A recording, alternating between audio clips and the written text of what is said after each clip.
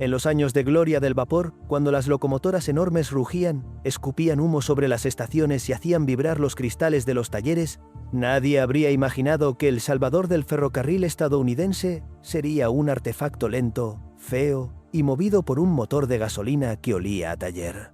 Aquella era el tiempo en que los trenes parecían invencibles, pero debajo de la épica metálica había una amenaza silenciosa que no venía de otro ferrocarril ni de una locomotora más potente, sino de un invento pequeño, ruidoso y con ruedas de goma: el automóvil. A comienzos de la década de 1920, los trenes seguían conectando miles de pueblos rurales con las grandes ciudades del país, pero la relación empezaba a cambiar. En los andenes de las pequeñas estaciones, donde antes se arremolinaban pasajeros cargando bolsas y niños curiosos, ahora solo se veían 1 o 2 viajeros y largas filas de bancos vacíos. La causa estaba aparcada frente al andén, un Ford Modelo T, polvoriento, pero funcionando sin pedir permiso a nadie. El automóvil permitió algo que el tren jamás había ofrecido: libertad completa de movimiento. Ya no hacía falta esperar horarios, ni comprar billetes, ni compartir vagón con desconocidos. Bastaba con reunir a la familia, arrancar el motor y marcharse al siguiente pueblo. Para la primera vez en la historia, la escala del país se encogió sin necesidad de vías. Las cifras internas de las compañías ferroviarias empezaron a delatar el problema antes que los periódicos. Los viajes por las líneas principales, donde se movían grandes volúmenes de pasajeros entre ciudades importantes, seguían siendo rentables. Pero las líneas secundarias, esas ramas estrechas que se internaban en zonas rurales, se estaban vaciando con una velocidad alarmante. Los trenes seguían circulando, pero lo hacían para casi nadie. Lo más peligroso de la situación no era la pérdida de pasajeros, sino la estructura de costes del vapor. Un tren de vapor necesitaba una tripulación numerosa incluso para arrastrar apenas un par de coches. Se requería un maquinista, un fogonero que alimentara la caldera con carbón, un conductor para revisar los billetes, un frenador para asistir en maniobras y a menudo un banderillero para garantizar la seguridad del tren. 5 hombres trabajando para transportar, en el peor de los casos, a 3 pasajeros. El vapor exigía además un consumo brutal de recursos físicos: toneladas de carbón para cada jornada, miles de litros de agua para alimentar la caldera y un mantenimiento constante que drenaba el presupuesto de cualquier línea pequeña. Cada viaje era un agujero económico que no se compensaba ni con el precio de los billetes ni con la inercia del pasado. Las compañías ferroviarias comenzaron a cerrar líneas, levantar vías y clausurar estaciones. Los pueblos rurales, que dependían del tren para el correo, los víveres y cualquier conexión con el mundo exterior, veían la ruina acercarse. Lo que salvaba algunas de estas rutas no eran los pasajeros, sino el contrato postal. El gobierno pagaba por el transporte del correo, y mientras ese contrato existiera, una línea podía mantenerse viva aunque el vagón de pasajeros fuese un cementerio de asientos vacíos. Pero ese equilibrio era inestable. Si el tren dejaba de circular aunque fuese por unos días, el contrato postal podía reasignarse por carretera. Y una vez perdido, el ferrocarril no tenía defensa. El abandono era inmediato. Frente a la amenaza, alguien dentro del sistema ferroviario tuvo una idea que habría parecido ridícula hacía solo una década. Si el tren grande era demasiado caro, había que construir uno pequeño. Y si no existía, habría que inventarlo. Así nació el primer intento serio de sustituir el vapor en las líneas rurales. No fue un proyecto elegante ni pensado desde cero. Fue un experimento pragmático. Tomar un coche de pasajeros ferroviario, instalar un motor de combustión interna y hacerlo funcionar como un pequeño vehículo autopropulsado. Era una idea lógica en esencia, pero llena de complicaciones prácticas. Los primeros prototipos usaban motores de gasolina montados dentro del propio coche, separados de los pasajeros por una pared delgada. El motor no movía directamente las ruedas, sino que accionaba un generador eléctrico que alimentaba motores pequeños en los ejes. El sistema era ruidoso, vibrante y olía a combustible, pero funcionaba lo suficiente para moverse.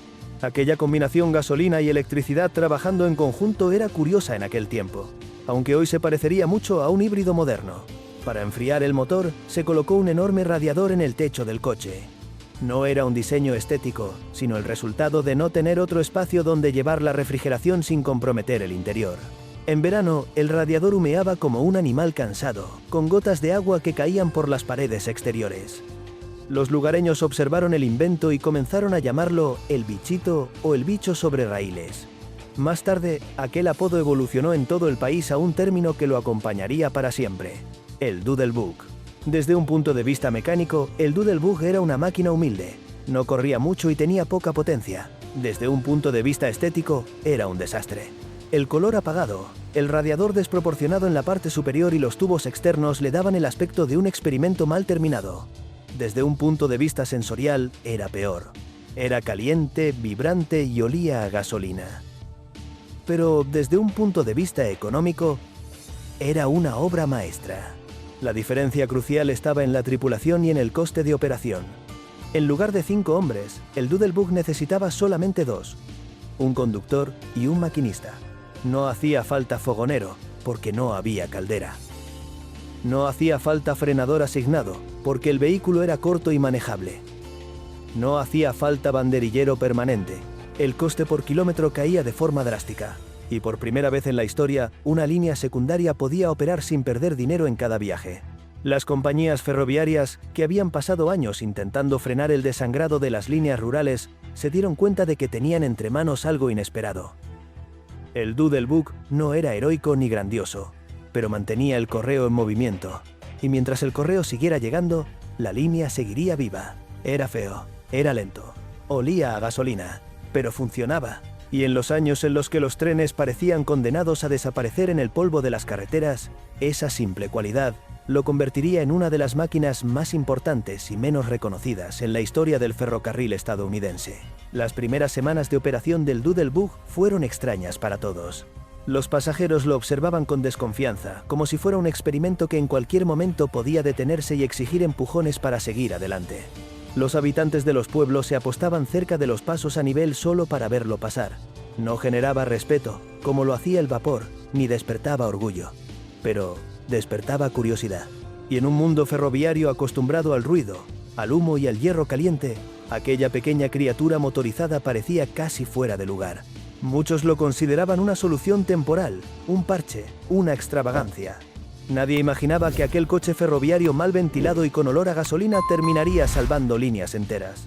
Pero la realidad económica no se guiaba por la estética, y pronto quedó claro que el Doodlebug tenía algo que el vapor nunca había tenido: una relación sensata entre ingresos y costes. La economía de las líneas secundarias cambió desde el primer mes. Los gastos de combustible cayeron de forma abrupta. El carbón era voluminoso, sucio y caro de transportar, mientras que la gasolina podía distribuirse por carretera con rapidez y sin necesidad de construir infraestructuras adicionales. Además, los motores de combustión interna requerían mucho menos mantenimiento que una caldera de vapor. No había que limpiar cenizas ni vaciar escorias. No había que controlar presiones peligrosas ni purgar sistemas enteros al final de cada jornada. El personal también notó la diferencia. El fogonero, figura esencial del vapor, desapareció del organigrama. Su trabajo no era simplemente alimentar un fuego, sino mantener a una locomotora dentro de sus límites, interpretando sonidos, olores y presiones para evitar explosiones o fallos catastróficos. Nada de eso existía en el Doodlebug. Arrancar un motor de gasolina era trivial comparado con encender una caldera desde cero. El tiempo de preparación, que antes se medía en horas, ahora se medía en minutos. Pero el cambio más visible no estaba dentro del taller, sino en los andenes. El Doodlebug generaba algo que los ferroviarios no habían visto en años: puntualidad.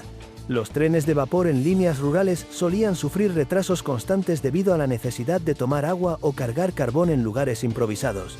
En invierno, las tuberías podían congelarse y bloquear los suministros.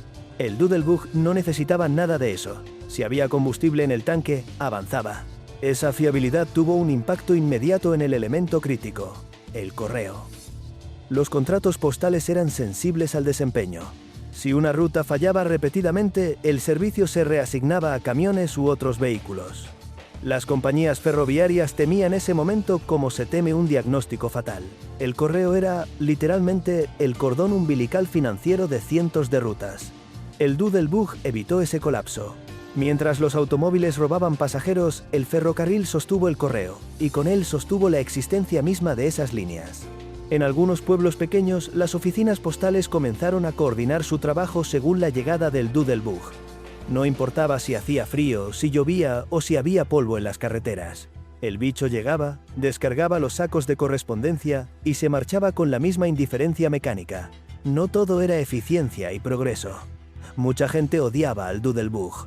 Los pasajeros lo describían como caliente en verano y frío en invierno. La ventilación era insuficiente. El olor a gasolina impregnaba la ropa. El ruido del motor vibraba en el interior del coche y hacía casi imposible mantener conversaciones tranquilas. En estaciones rurales, los habitantes reconocían su sonido desde lejos, un zumbido metálico que no inspiraba la majestuosidad del vapor, sino una especie de resignación práctica.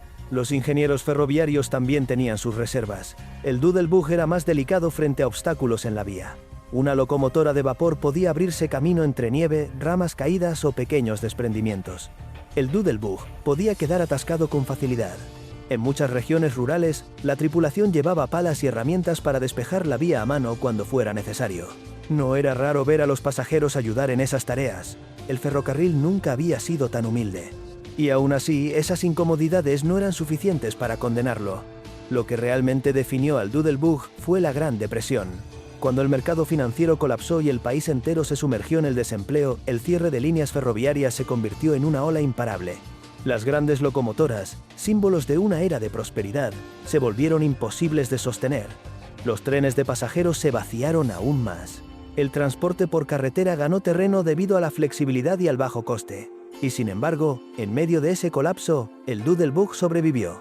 Las compañías ferroviarias empezaron a verlo no como un sustituto temporal del vapor, sino como la única herramienta capaz de mantener vivas las rutas rurales sin arruinarlas.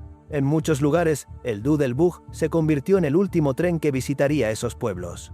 Llegaba con correo, con un puñado de pasajeros, y con la prueba silenciosa de que el ferrocarril seguía existiendo. No había glamour en ese papel, pero sí un valor inmenso.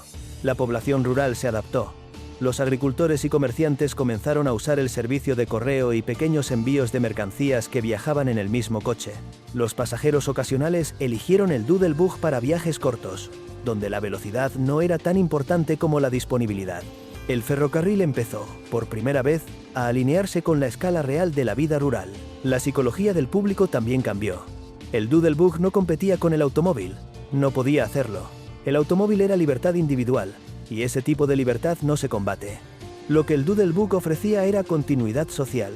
Mantuvo unidos a los pueblos entre sí y al país consigo mismo. Cuando una línea ferroviaria desaparecía, toda la vida económica del territorio cambiaba.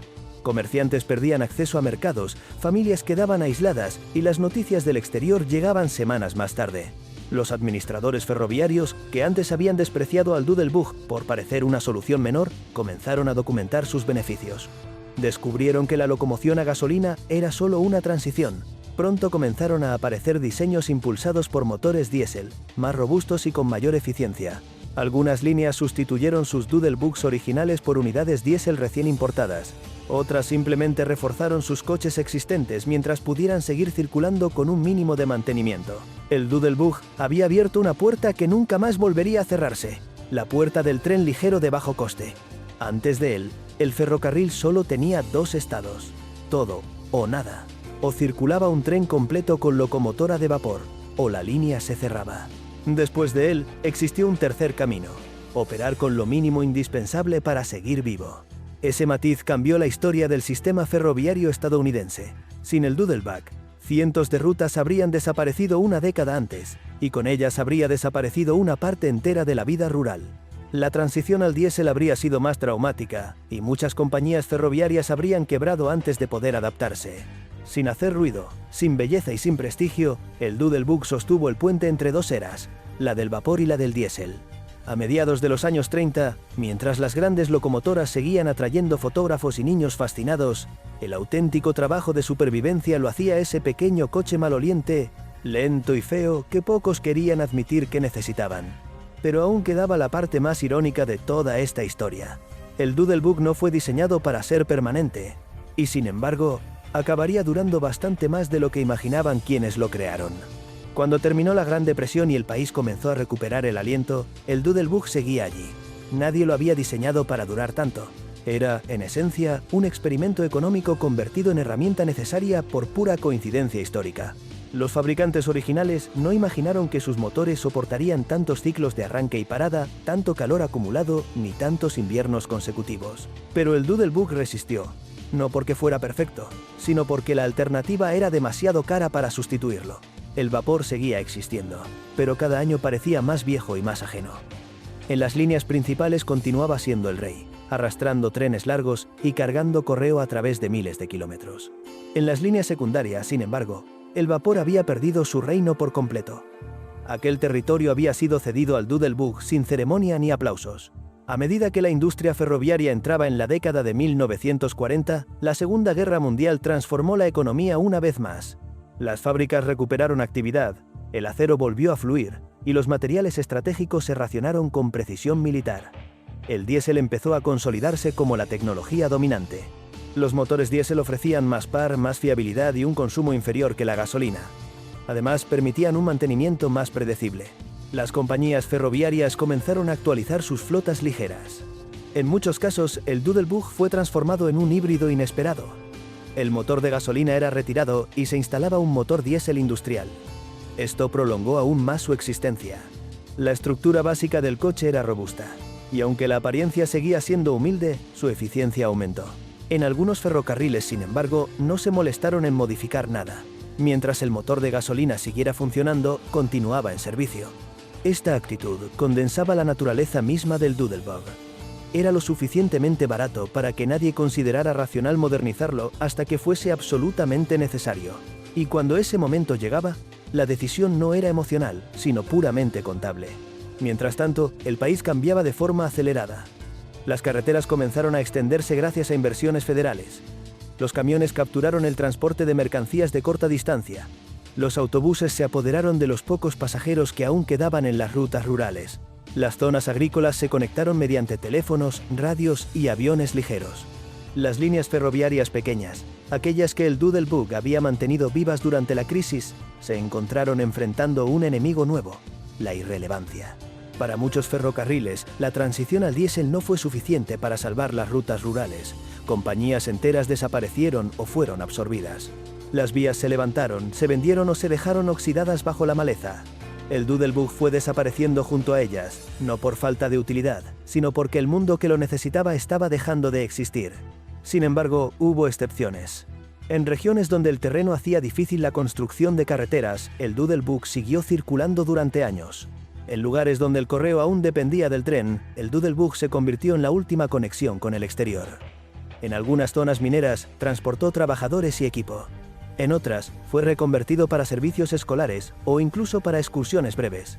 Su flexibilidad hizo que sobreviviera a tecnologías más avanzadas simplemente porque era más fácil adaptarlo que reemplazarlo.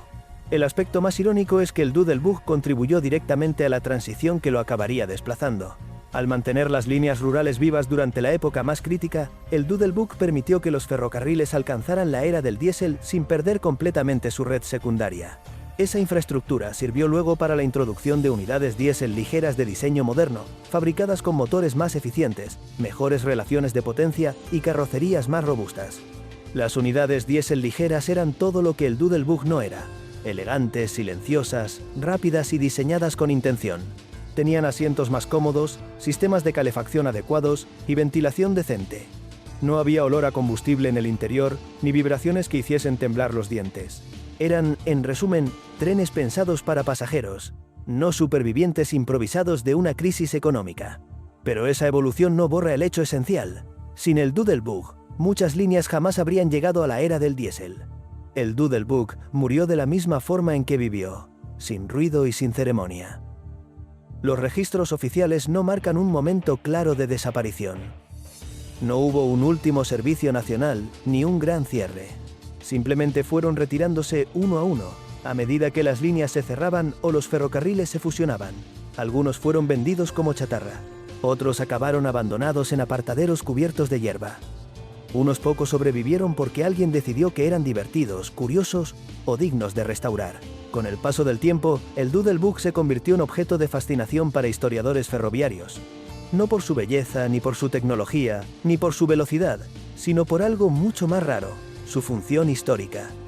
El Doodlebug representa un puente entre dos eras, entre el vapor grandioso y el diésel práctico, entre el ferrocarril épico y el ferrocarril cotidiano, entre un país que se movía sobre raíles y otro que se movería sobre asfalto.